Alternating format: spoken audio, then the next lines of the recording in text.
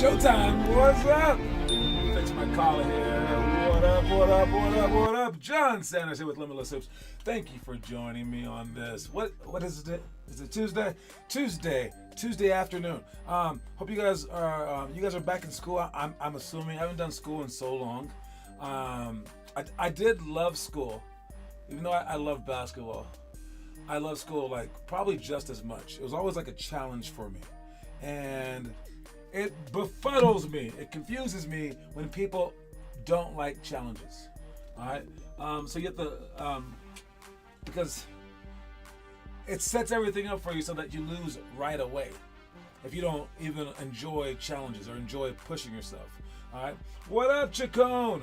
And that is probably our biggest problem, is that we don't have very competitive people. All right. And I see it in a myriad of ways. All right. I put it out there, try to be first in attendance. There's nothing easier than attendance. But I think outside of our top 10 players, people don't really care about that. They don't care about showing up the most. And if it comes, what I've noticed is that our Tuesday and Thursday practices, those were down. I mean, people weren't really showing up to those so much so that we just kept it Monday, Wednesday, Friday, because you only get good on Monday, Wednesday, Friday. There's been kids that have done our Tuesday, Thursday practice for like years, and then they're not good, and their parents are like, why isn't my kid good? And I'm like, oh, he never shows up to the good practices, to the good workouts. And they're like, really? What are you talking about? He's in your program. I'm like, he came to the Tuesday, Thursday stuff. That just made our team better. And back in the day, we used to make that stuff mandatory. We've made it mandatory for like some of our kids now. And what the mom said to me, it was Blake's mom. She's like, well, I don't want my kid coming so often. We're not going to do that. He's too young. He's like a fourth grader at the time. And I was like, well, then just bring him to Monday, Wednesday, Friday. So she started doing that. And the kid started to improve. And now he's on his way to like maybe making like a college team. Yes, Monday, Wednesday, Friday, those workouts are for if you want to play in college. Or if you want to play a high level of being high school, like being very, very good for your high school. Tuesday, Thursday helps our team out. So just know that. But a competitive person would say, I want both, of course. But I know some of you guys have, I don't know, is it Boy Scouts? What are you guys doing in the off days? I don't know what you guys are doing. Maybe parents just don't want to waste gas. But now everyone's coming to our Tuesday, Thursday stuff. I know why that is. It's because it's easier. Guys, still show up to the Monday, Wednesday, Friday. But with that said, we had an awesome showing yesterday for Monday. So maybe it's starting to swing back the other way. All right. Eventually, I'm going to need you guys to not come. Okay. That's not right now. All right. There will come a day when I will never tell anyone to come, because we'll be bigger and we'll have more people. We just got 4 new members this week. We will keep growing. Eventually, we'll become like a fitness club, like 24-hour fitness, where if everyone shows up, we're screwed. Why? Because if you open up too many gyms, it will be boring, because there will be like 1 kid there, 2 kids there. People like a crowd. So to create a crowd with, let's say we get 1,000 people, you would have to have only so many gyms, and you would have to make sure that there's only space for about 600 people. Because if you made space for 1,000 people, not all 1,000 will come. But what that means is sometimes it swings in the direction where 90% of the people come. All right, so what I do, and what many membership people or gym people would do, is they just will stop sending you emails. They definitely won't be like trying to trick you like I am into coming to every single practice. They won't be giving speeches and inspirational speeches, because the more that you come, the better, the worse it is for business. And I don't ever think we'll get 100% of kids posting homework. So what I'm creating this program for, once we get it all going, let's say we get 3,000 kids, I'm creating this program for at most 24 kids. 24 kids out of 3,000 is what I'm making it for. And who are those 24 kids? Well, the best that we can compile out of all those people, of course, like the best players, but also the hardest workers. In our program, we're going to switch what the best means. It'll be the hardest workers, and it'll be the kids who just work the hardest. So out of all those people, I mean, well, if you come 7 days a week and they come 7 days a week, well, now everyone's tied still. Or can you come to the boot camps in the morning? Okay, everyone's tied still. Well, can you do all this other stuff? And if it's still tied, then we just go by the best. So we'll go by the hardest workers. And I think what I can do if I have all the 3,000 people, like that would be a lot of kids. Right now, it's not happening, but I think that it would happen under me. I think these 24 people would all go to the NBA. I know that's bold, but I'm saying at least half. At the very least half. To the NBA, not D1, not overseas, to the NBA. And there's going to come a time when every single year in the draft, at least 5 to 8 players will be from Colorado.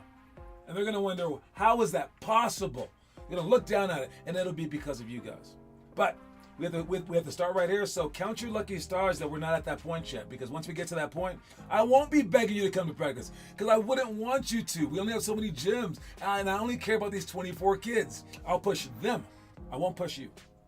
So now that I'm pushing you, which group would you rather be in? The group that I'm pushing or the group that I'm not? And if would you rather be in the group that I'm pushing, realize you probably wouldn't be one of those 24 kids unless you're already responding to the pushing right now. All right, let's start. We got our quote of the day. Live life daily. Hate that word, live, because it looks like alive. You have to read the whole sentence first. Live life. See, that would be stupid, but it's live. Man, I feel you guys. If you guys aren't good at grammar and spelling and all that stuff, it's because of English. It's not because of you.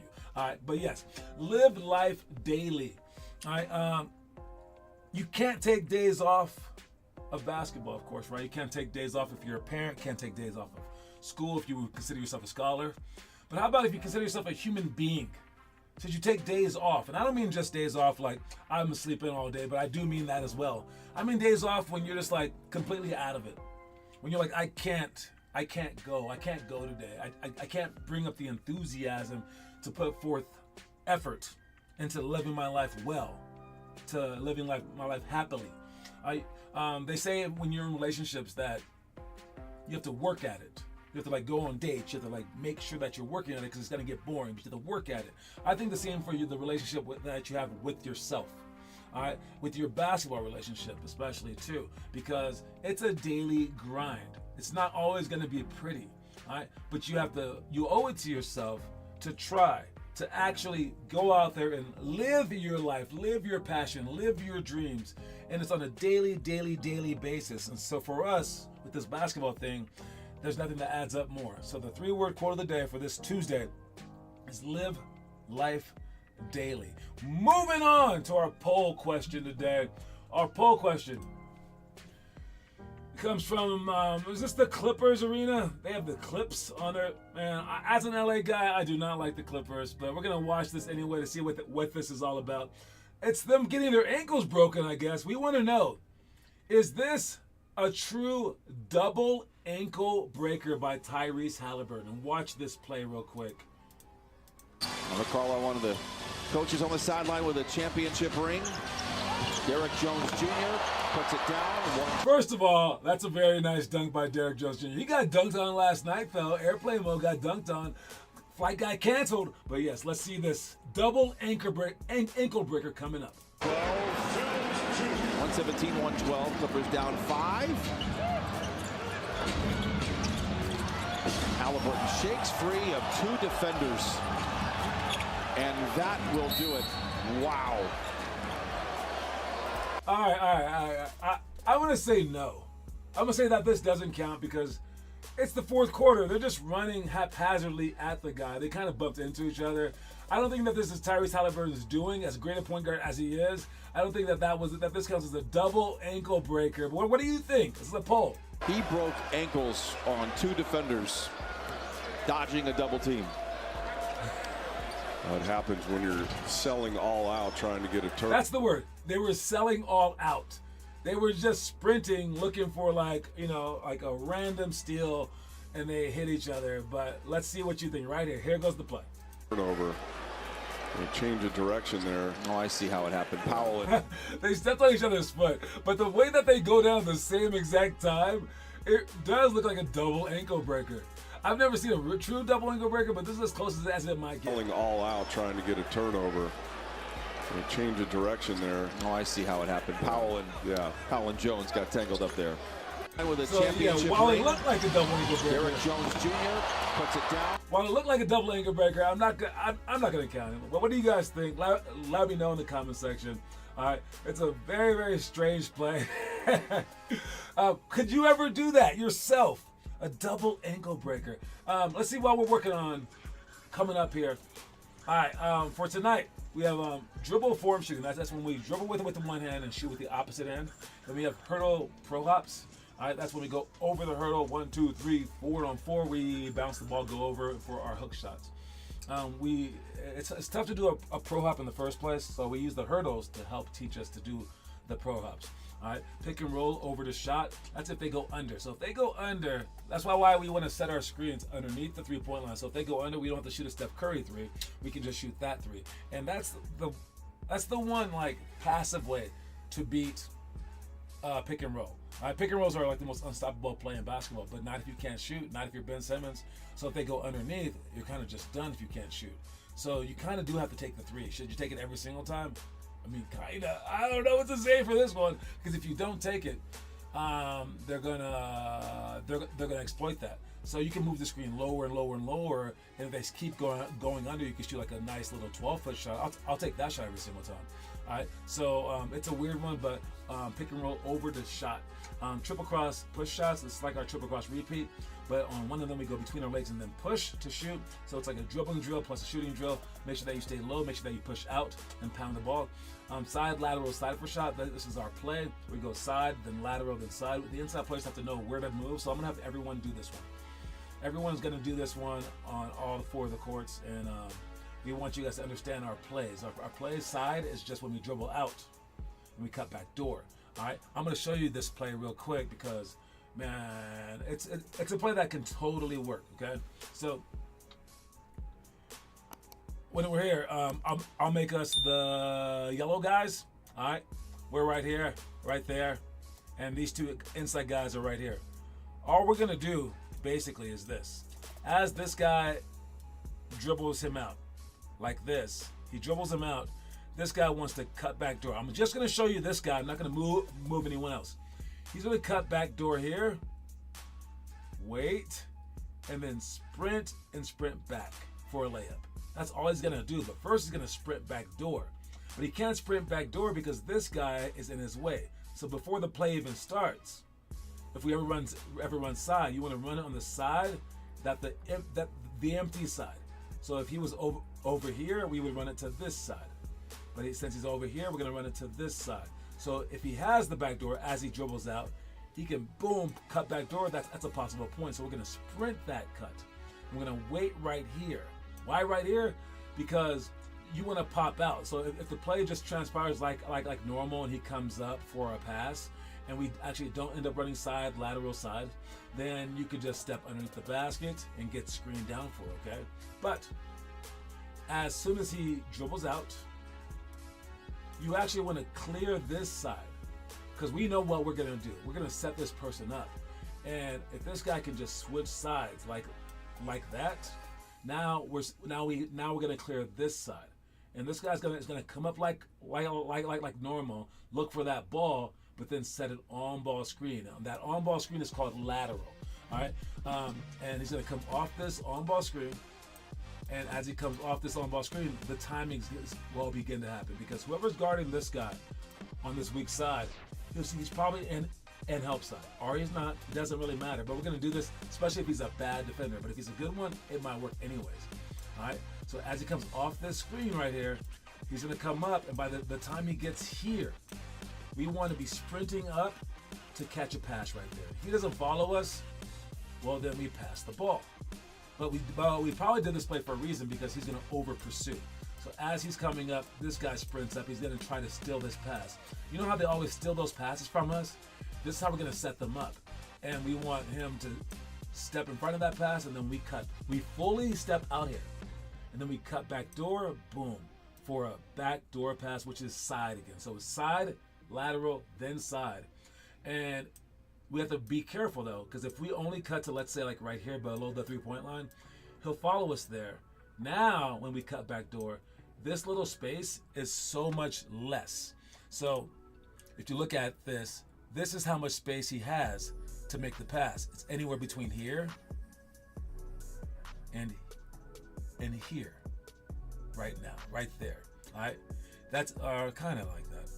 Oh, that's good enough. All right, so but if you make a full cut and you cut way out here, and you make him come way out here, then you do a back cut. Well, now instead of this line being right there, all right, let's delete that one. Can I delete that? I don't know how to delete it, so I'll just space it out. All right, now your line is out here, and you widen the scope of where you can make the pass. So when he cuts back door, now you can make the pass anywhere in here. You want that window to be wide open. So when this guy makes a short cut, it's bad, but a wide cut out here to the free throw line extended for a deep three, now we can beat him, and he has all this area to make a pass. All this area is his, where he can like time it so that when his defender's guarding him, he can make it at the exact time. So we have to make this play do right in our favor, okay? All right. Looking at the rest of them, let me see. We also have the three-point contest, then swoop, layup, chase. That's when we come in with our swoop layup, but then we're gonna chase on the weak side, coming from the weak side to make them make the perfect swoop layup, and then athletic rebound to put back. That's trying our best to catch the ball with one hand and then smashing the two and then going up for a layup. That's a great one. We're actually going to do this entire practice with our whole team. Everybody's going to be doing their share of this practice because all these things can help us immediately too. So I've been stressing to the Vegas or bus people that we would be doing special things on the side to make them feel special and learning stuff that will help this weekend. This is actually a perfect workout for stuff this weekend, both the team shooting stuff and the team training stuff. All right, we're going to talk about meeting the post on the break, all out denying great players. We're just going to talk about that stuff really quickly. Miss free throws on purpose. We'll talk about that. And then 10 plus seconds down by 3, we might actually play and go through that. All right, so that's everything that we're doing today. Let's check out today's trivia question. It's an easy one. It's a very, very easy one. What are we doing for the trivia? The trivia leader right now is Austin Macton. It's followed by Josias, then Wes, then Romello, then Teo, and I believe someone else on that list with just one point. We're almost at the end of the month. We have 1, 2, 3. I think just this week. Yeah. So it's a short month, so we'll go till Friday. So we have 1, 2, 3, 4 more days. That means it's still anyone's game. Whoever wins the most by the end of the month gets $50 coin. All right. So let's see if you guys got this one. We're not trying to fat shame anyone, but I remember Luka Doncic, everyone was talking about how fat he was. Well, this week he's skinny. I think he just fluctuates in weight, guys. But the trivia question today is, who is the heaviest NBA player of all time? And I know what you're going to say. That answer's wrong. Okay? The first person who answers, you're wrong. You can't just guess this one. You should probably look it up. Unless you're really smart and you knew this. I actually knew this one. At least it was my guess.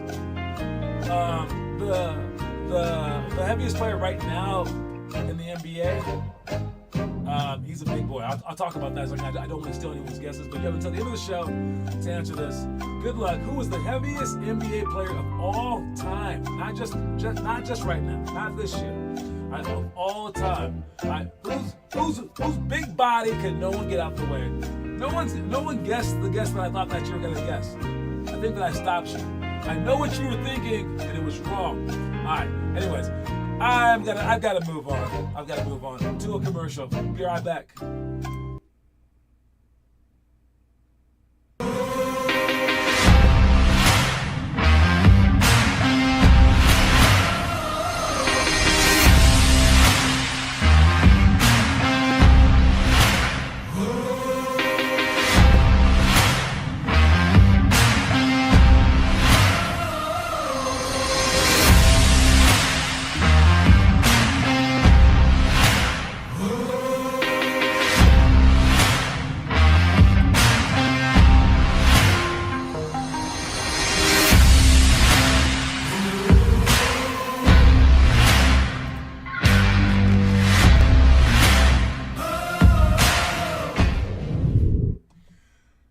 And that is the answer. The answer is Oliver Miller. Oliver Miller is the answer. But to look at the players right now, we got Donovan Clingan, weighs 280. That's pretty big. Brooke Lopez, who's very tall. These guys are all enormously tall people. 7'1" for Brooke Lopez. But then Zion snuck in there. Only being 6'6", that's nuts. But I mean, a lot of it's muscle. So 282 for him. 284 for 284 for Zion. Joker 284, but he's a tall guy. Nurkic is big boy, 290. Then the biggest one, he's also the tallest, 7'5", so it doesn't really count, but he's 305. All right, that's a big fella. But all time, they're not on this list. Number 10 already beats him. Is George Mirasan, 302. No, he doesn't beat Zach Edey, actually, so he's kind of skinny. Look at him next to Tim Hardaway Sr. George Mirasan, he was 7'6", 7'7". That's why he wore number 77. All right. Then we got Dexter Pittman. What? That guy's a beast. Are you kidding me? Wait, what? He's not even that tall. Wow. That guy, no way he weighed 306. I don't know. Maybe that's a bad picture. All right, this guy's pretty big boy. 310. See, Japanese, Mongolian from China. That's a big guy. Yao Ming, of course. 310. See, I thought you guys were going to say Shaq. That's what I thought you guys were going to say. Now, I think Shaq's somewhere on this list. All right. Robert Tractor Trailer. That's a big boy, 319. All right. Kevin Duckworth. Oh, he was huge, too. 319 as well. Mike Sweetney. I kind of don't remember him. 348? Jeez. Eddie Curry. Oh, yeah. I think he just got fat. This isn't big. This isn't good big at all. He was skinny before. Played for the Charlotte Hornets. Then he went to the Heat. 350. Then Shaquille O'Neal with 359. 359. But Oliver Miller, guys, bigger than Shaq Daddy. Oh, my God. Oliver Miller, 375 pounds. And he's going, why am I so fat? Or he's going, where's my Big Mac? I don't know what he's saying right here, but it isn't, let me go run. All right, it's not that. All right, I think this is a little too big. I mean, it's big is good, but this is probably too big. That's just what I think. That's just what I think. Speaking of being too big, we got a health and fitness time. What am I talking about here? This is Lonzo Ball trying to guard his brother LaMelo Ball. Lonzo Ball has had so many injuries. LaMelo Ball is like an NBA All-Star level. All right, he's trying to guard his brother. This is why scouting reports are better than everything else. If you have the scout, you can stick with someone. This is him guarding his brother, who's way better than him right now. Oh, Kemba Walker's loving that score right now, Bill. Nah, little bro. Fantasy loving it. Nah, little bro. He'd like it to change on this possession. Nah, that's mine too.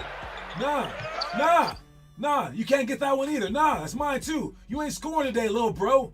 Yo, like he locked up his little brother because he knows all of his moves. He's been there before. He don't need nice knees to be able to guard his little brother like that. He got him on lock. All right, so when you guys are presented with the scouting reports, like I was in college, use those scouting reports to dominate. They would tell me straight up, I promise you. It'd be like, yo, he dribbles twice with his left hand, crosses over to his right every single time. And I'm like, no, he won't. And then I studied the scouting report. Most kids on my team didn't. Most players, we were men. But I would study it, and I would know all the answers, and they would go out there literally do that. I'd be like, what? They know your scout, dude. And I used to trick people with my scout. I would I asked my coach what my scout was, and he told me, oh, that's a smart question. You always go left. And I was like, what? But I'm right-handed. He goes, I don't know, you always go left. I was like, oh my God. So I started going right, which is my dominant hand. People were just letting me go by them. And I was like, what? And then after like a couple of weeks, my scout switched. They started saying he only goes right. So I was like, wait, I love going left. That's my favorite. So I started going left. It was crazy. So yes, learn the scouting reports, but I mean, definitely use them. But then, you should learn your own scouting report too. But he definitely knows his brother's scouting report. Good job, Lonzo Ball. All right, what we got is this homework? Yes, because you are what you do, not what you say you do. All right, who's been posting homework? Let's see this thing. Let's see this thing. That's what we've all been waiting for. We got Weston right there. We got Godfrey. We got Jace right there. We got Noah Tasmaseth. Luke says he's going to be posting as much as he can. Jeremy Booyakai posting right there. Who's that guy? All right, Suave. I see you guys. It's not Suave. It's Sovo. I forgot to say it. Sorry. I always forgot to say your last name. It's so weird. Suave, though. I'll call it Suave. Great job doing on the homework, you guys. Don't just do it just to get out of runs, but just do it to get better, okay? All right. Some behind-the-scenes stuff. This is Greeny talking. Watch what he says real quick. I'm floored at some of the things that have come up on our screen. I want to be clear. You're seeing ESPN analytics. Only the Thunder have a better chance to make the Western Conference Finals. And we had a graphic a moment ago that said the Lakers have the second best chance, according to our analytics, to make it to the NBA Finals. They said that the Lakers are going to make the NBA. That's what the computer analytics says. And watch what this dude on the right says as coming back. Finals from the West behind only Oklahoma City. To be clear, there's the graphic I'm talking about. The computer doesn't have to defend Nikola Jokic. Well, I understand that, but the computer doesn't have to defend Nikola Jokic. The computer doesn't have to guard Joker. It can say whatever it wants to say. I love that comic. Even as a Laker fan, I'm like, ain't that the truth? You can say whatever you want, computer. Oh, Lakers have a better chance, blah, blah, blah. Now, the Lakers did beat the Nuggets on Saturday. Go Lakers, purple and gold. All right, but nah, man, trying to beat him in the playoffs, that's a lot. The computer doesn't have to guard Joker. I love that. It's hilarious. And yeah, you should be beyond scouting reports too, just like Joker. Very few people are. I don't care what kind of computer model you have out there. You got to guard Shaq. You got to guard Steph Curry. You got to guard Joker, dude. All right, watch the story of the day. Sometimes the other team is more talented than yours. Sometimes their game plan is just better. And sometimes your team is just having a bad game. But be sure to control what you can control, no matter the case. For if you can't outplay them, you should at least outwork them.